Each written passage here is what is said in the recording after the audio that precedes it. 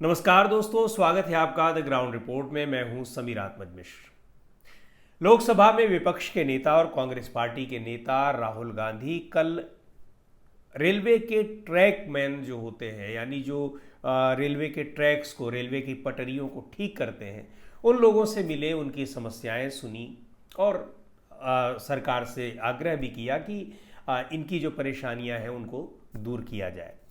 इससे पहले वो डीटीसी यानी जो दिल्ली ट्रांसपोर्ट कॉरपोरेशन है,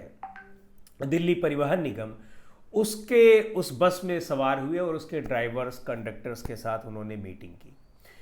ये बड़ी स्वाभाविक तरीके से जिस तरह से वो जाते हैं और इन लोगों के साथ मिलते हैं। इसके पहले वो कैब ड्राइवर के साथ उन्होंने बातचीत की, उसको अपने घर बुलाया। इसके पहले भी तमाम जो देखा था हम लोगों ने अमेठी में, वो एक जूता बनाने वाले से मिले। इस तरह से लगातार कई अलग अलग श्रमिकों से मिल रहे हैं,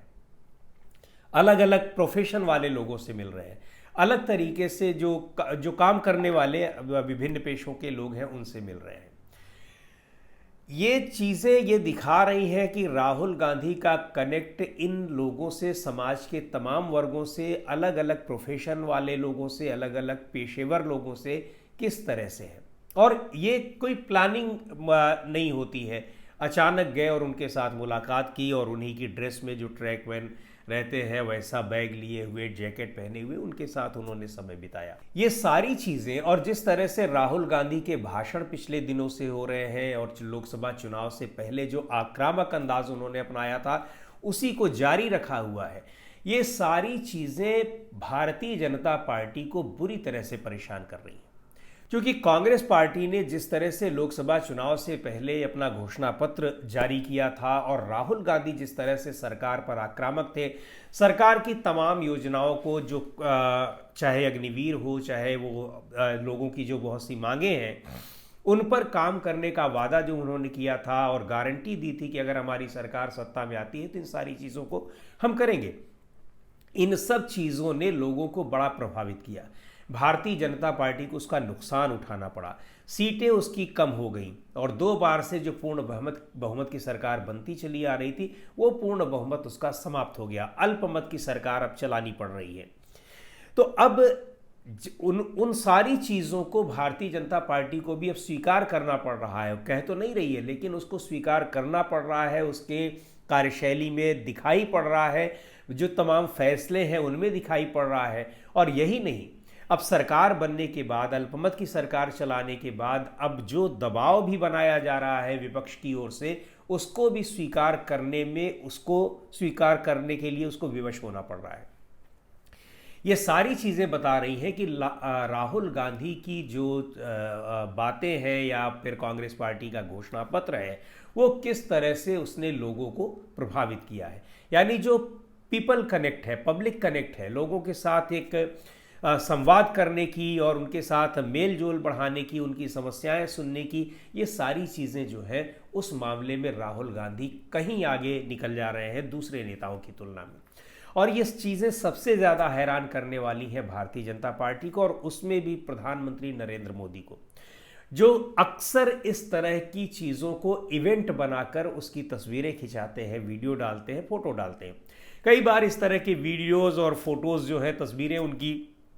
उनको जब जूम किया गया, बड़ा दिखाया गया, तो उसमें ये साफ तौर पर दिखाई पड़ रहा था कि ये इवेंट है। यानी ये जानबूझकर पूरी तैयारी के साथ इस तरह की चीज़ें, कुछ लोगों से मुलाकात की चीज़ें, कभी समुद्र के किनारे एक प्लास्टिक की बोतल फेंकने की बातें हो, इस तरह की बहुत सारी जो घटनाएं और तस्वीरें और वीडियो सामने आते हैं, उनसे साफ दिखाई पड़ता है कि ये इवेंट मैनेजमेंट है, ऐसा जानबूझकर किया जा रहा है। लेकिन यहाँ एक रैंडमली जो जाना और लोगों से मिलना जुलना, ये चीज़ें लोगों को प्रभावित कर रही है। उससे पहले उसकी कोई भूमिका नहीं बनाई जा रही है कि गए। अब ये तो जाहिर सी बात है कि अगर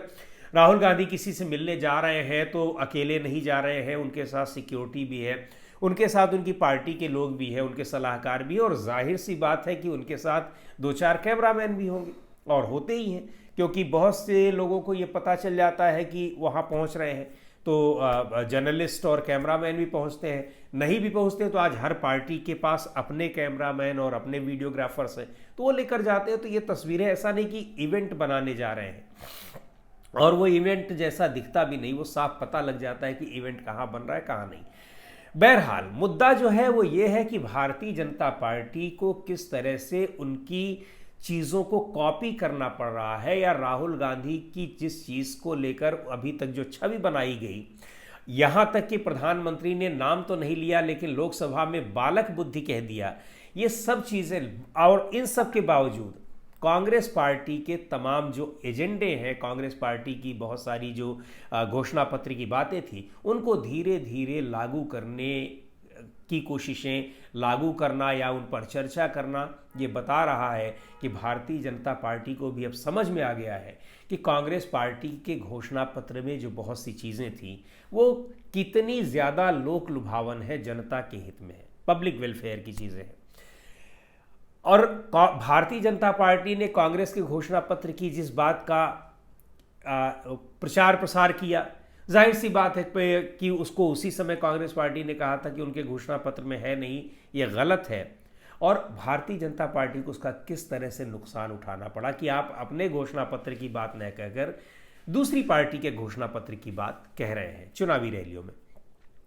और अभी हाल फिलहाल राहुल गांधी जो एक बहुत लंबे समय से ये बात कहते चले आ रहे हैं, लोकसभा चुनाव से भी पहले, जातिगत जनगणना की,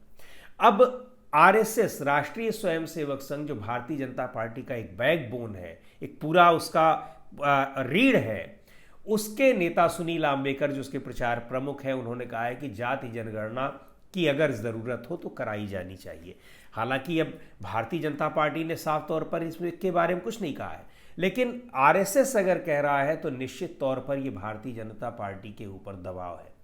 इससे पहले ओल्ड पेंशन स्कीम की इतनी पुरानी मांग है, भारतीय जनता पार्टी की सरकार, प्रधानमंत्री नरेंद्र मोदी अनसुना कर देते थे, उसकी चर्चा ही नहीं करते थे, इग्नोर करते थे। लेकिन अब यूनिफाइड पेंशन स्कीम, हालांकि न्यू पेंशन स्कीम से हटकर, यद्यपि जो सरकारी कर्मचारी हैं उसको मान नहीं रहे हैं, उसे एनपीएस से भी ज़्यादा ख़राब बता रहे हैं, लेकिन कम से कम उस मामले पर भारतीय जनता पार्टी ने सोचा तो, विचार करना शुरू किया, कर्मचारी नेताओं से मुलाकात की, बैठक की, इससे पहले कभी नहीं की थी।